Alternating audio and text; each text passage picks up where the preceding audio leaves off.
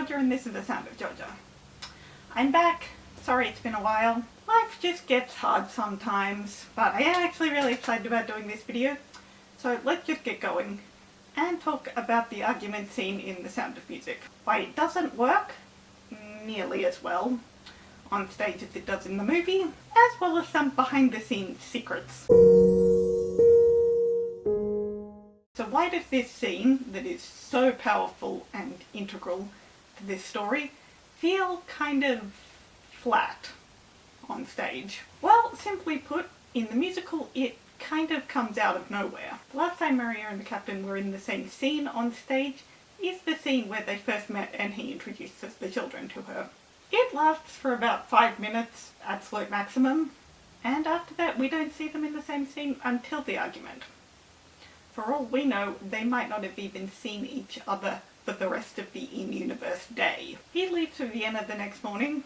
It is very possible that within the universe of the story, they haven't seen each other from this moment to this moment. And in-universe, that's about 6 weeks. So reason number one, not a lot of time spent together. But it's not simply that they don't spend much time together. In the movie, Maria is far more, for lack of a better word, rebellious. She's defying the Captain from the first second she walks into the ballroom. Also, having us, the audience, meet him at the same time Maria does is more powerful than his introduction on stage. But that's a bit of a different point. On stage, even though they clearly don't see eye to eye during the scene where she meets the children, it's nothing too major. In the film, the fact that she was in the ballroom 2 seconds ago gives it more weight. But we'll get to that in a minute. I wouldn't say the argument feels unwarranted on stage, but it definitely requires a lot of fill-in-the-blanks. I'm sure you've heard of the show don't tell line, and I wouldn't say that this scene is completely telling as opposed to showing, but we as the audience are left to assume, basically, that the children would have told her something about their father and their relationship with him. The only way Maria could possibly know about the children's relationship with the Captain is if they had told her. And in the stage version, we just have to take it on faith that they did. So, what makes it better in the film? Anna Sleeman swooped in like the superhero he is and added 2 scenes. The dinner scene and the very end of the thunderstorm. During these 2 scenes, we can see Maria and the Captain butt heads more. During the dinner scene, he's clearly annoyed by her comments and the reverse psychology trick that she pulls. But he's also intrigued by her. And then there is the scene where he bursts in on them at the end of the thunderstorm. This one is the big one. Once again, they're definitely not seeing eye to eye, but when she asks about play clothes for the children, he shuts her down completely, and it's only after that that she notices the curtains. In the stage version, there's a chance that you might have missed that entirely, because we don't really see her have a light bulb moment the way we do in the film. It's a bit of a case of when she mentions the curtains during the argument, you go, oh yeah, that was a thing, she was getting new curtains. In the stage version, all we hear mentioned on this topic is one line from Frau Schmidt saying there will be new curtains. So you could have almost missed it.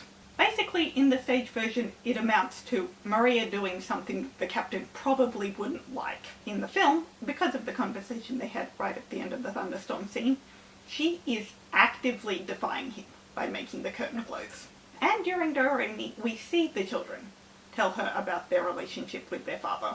It's not really telling the audience every little thing, like they can't intuit by themselves. It's really just giving us some information, which means we don't have to blindly accept a situation that we know next to nothing about. Having the children tell Maria that the reason they scare the governesses off is so they can spend time with their father is not spelling it out. It is simply making sure that you, the viewer, know it enough to remember it. Basically, all the scenes that Anna Sleeman added that didn't exist in the original musical give a lot more weight to the situation, so it then feels more realistic for Maria to call the Captain out.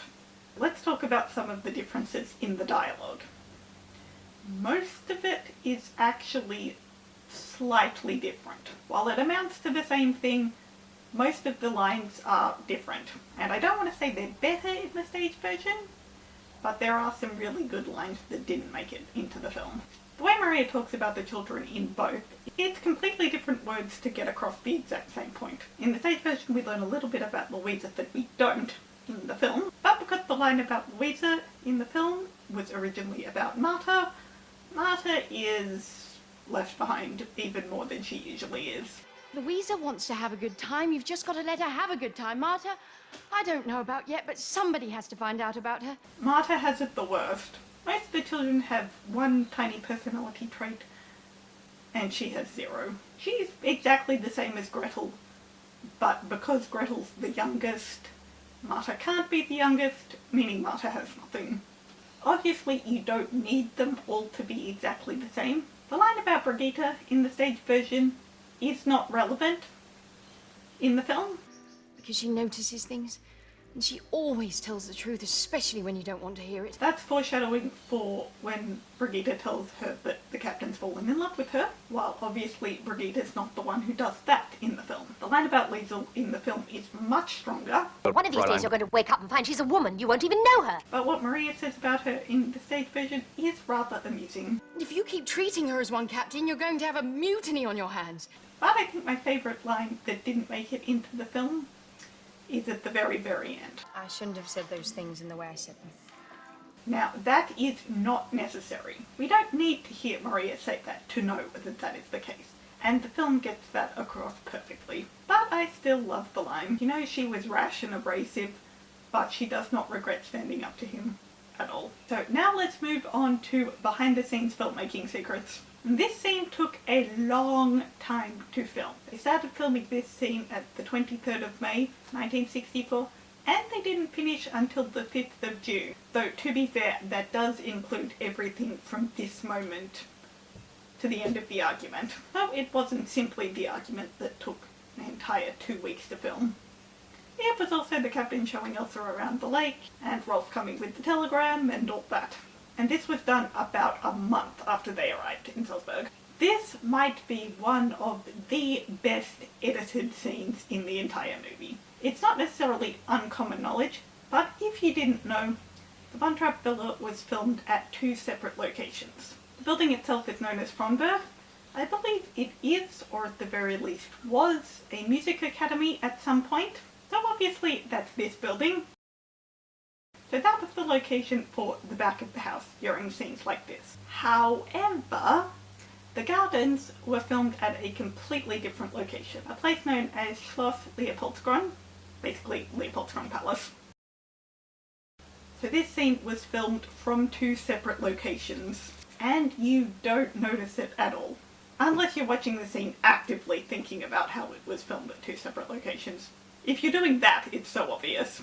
But if you're not, and you're just watching the movie the way you would normally watch the movie, it's so seamless that you wouldn't even notice. I don't know if they both acted out the scenes in both of the locations, and then it was just chopped and edited together as needed, or whoever they were focusing on was the only one there, and the other actor was standing off to the side. I do remember reading somewhere about how Christopher Plummer was standing off to the side feeding his lines to Julie, but I think they most likely acted it out together in both places, because it isn't just as simple as she's on one side, he's on the other, and both sides are actually 2 different places. There are moments before they completely switch positions that they're both in the same location, meaning when they do swap sides, and she's standing with her back to the lake and he's at the back of the house, it's not really just a simple cut, because he's by the lake and she crosses over and then he walks off and suddenly he's at the house. Seriously, hats off to Ted McCord for this scene.